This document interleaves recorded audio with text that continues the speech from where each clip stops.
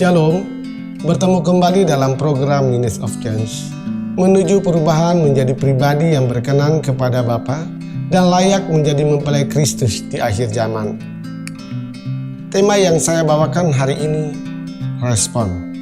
Respon adalah sikap kita atau reaksi kita di saat kita diperhadapkan dengan suatu keadaan, kondisi, baik itu sesuatu yang enak maupun sesuatu yang gak enak. Mari kita buka firman Tuhan di dalam Lukas pasal 8 ayat 22 sampai dengan 25. Pada suatu hari Yesus naik ke dalam perahu bersama-sama dengan murid-muridnya, dan ia berkata kepada mereka, "Marilah kita bertolak ke seberang danau." Lalu bertolaklah mereka. Dan ketika mereka sedang berlayar, Yesus tertidur. Sekonyong-konyong turunlah taufan ke danau, sehingga perahu itu kemasukan air dan mereka berada dalam bahaya. Maka datanglah murid-muridnya membangunkan dia, katanya, "Guru, guru, kita binasa." Ia pun bangun lalu menghardik angin dan air yang mengamuk itu. Dan angin dan air itu pun reda dan danau itu menjadi teduh. Lalu katanya kepada mereka, "Di manakah kepercayaanmu?" Maka takutlah mereka dan heran. Lalu berkata seorang kepada yang lain, "Siapa gerangan orang ini sehingga ia memberi perintah kepada angin dan air, dan mereka taat kepadanya?" Bapak Ibu yang dikasihi oleh Tuhan, cerita ini sungguh luar biasa. Bagaimana Yesus dia mengajak murid-muridnya untuk menyeberang,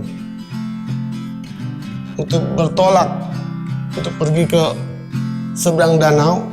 Dan apa yang terjadi di saat mereka ada di dalam perjalanan, di saat mereka ada di dalam perjalanan itu, tiba-tiba angin dan badai, bahkan perahu itu pun kemasukan air. Dan situasi saat itu murid-muridnya mereka penuh dengan ketakutan. Tapi di saat mereka membangunkan Tuhan, maka Yesus dia menghardik angin itu, dan angin itu menjadi reda. Bapak Ibu, saya percaya firman ini menceritakan bagaimana kehidupan kita sebagai orang yang percaya, orang yang sehari-harinya berjalan selalu mengandalkan Tuhan. Tapi suatu saat kita diperhadapkan dengan keadaan persimpangan yang tidak enak. Bagaimana respon kita? Di mana kepercayaan kita? Di mana iman kita sebagai orang percaya? Oleh sebab itu Bapak Ibu yang percaya kepada Tuhan, firman Tuhan hari-hari ini mengingatkan kita, mengajarkan kita sebagai orang Kristen, sebagai orang yang percaya, supaya apapun situasi, apapun kondisi hari-hari ini, banyak orang penuh dengan ketakutan dan kecemasan. Tapi kita percaya hidup dan mati kita itu ada dalam tangan Tuhan. Bapak Ibu yang dikasihi, yang percaya akan kebenaran firman Tuhan. Firman Tuhan hari-hari ini bukan hanya kita percaya, bukan hanya kita hafal, tapi bagaimana respon kita di dalam melakukan kebenaran firman Tuhan. Itu yang menentukan langkah kita sebagai orang percaya untuk menerima janji Tuhan. Kalau kita lihat bagaimana murid-murid itu selalu bersama-sama dengan Tuhan. Hari-hari ini kita katakan kita sungguh-sungguh percaya kepada Tuhan. Tapi di saat kita diperhadapkan dengan kondisi situasi yang gak enak, kita mulai ragu, kita mulai bimbang, kita mulai tidak semangat lagi, kita mulai menggerutu dan mengeluh. Tapi saya percaya, apapun situasi hari ini, mungkin hatimu sedang gelisah, hatimu sedang tawar, pikiranmu tidak tenang, tapi kita percaya Yesus selalu menopang, memberikan penghiburan, kekuatan bagi kita. Artinya gini, Yesus itu tidak tertidur dalam hati kita. Oleh sebab itu Bapak Ibu yang dikasihi oleh Tuhan, firman Tuhan katakan, engkau tidak akan binasa. Tapi di saat engkau percaya kepada Tuhan, Tuhan akan memberikan pertolongan. Ayat 25 katakan, lalu katanya kepada mereka, "Di manakah kepercayaan?" Kita katakan bahwa kita adalah orang yang sungguh-sungguh melayani. Kita menjadi orang yang setia, rajin, respon, baca kebenaran firman Tuhan. Tapi di saat ada badai, ada goncangan, ada himpitan, kita mulai ragu. Karena apa? Sesuatu yang kita inginkan yang indah, ternyata di depan mata kita, di kasat mata kita itu sesuatu yang gak enak.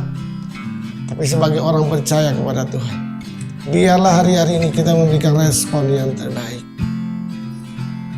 Suatu saat saya pelayanan di Singapura, saya dikasih alamat untuk pergi mendoakan orang. Tapi ternyata alamat yang saya dikasih itu alamat yang gak jelas. Apalagi di luar negeri, kalau alamat tidak jelas, gak mungkin kita akan nyampai. Tapi dengan kepercayaan saya melangkah, saya memberikan respon yang benar. Setelah saya sampai di daerah Beauty World, saya juga bingung karena alamatnya itu gak jelas. Tapi saya percaya di saat kita punya hati yang tulus, hati yang benar di hadapan Tuhan, apa yang terjadi? Hanya Tuhan, Roh Kudus menuntun saya, dan saya ketemu di tempat yang harus saya kunjungi. Dan akhirnya saya ketemu dengan orang itu dan saya doakan. Bapak Ibu yang dikasihi oleh Tuhan, mungkin di saat kita lagi cemas, kita ragu, bimbang, putus asa di dalam situasi kondisi hari-hari ini. Banyak orang yang kecewa, banyak orang yang ragu, banyak orang yang tadinya sungguh-sungguh karena situasi kondisi hari-hari ini membuat mereka ogah-ogahan dan mereka katakan, mana janji Tuhan, mana pertolongan Tuhan. Tapi kita hari-hari ini diajarkan untuk memberikan respon yang benar, respon yang sungguh-sungguh mengharapkan pertolongan dan janji Tuhan. Dan apa yang terjadi? Seperti di dalam Yeremia pasal 17 berkata bahwa walaupun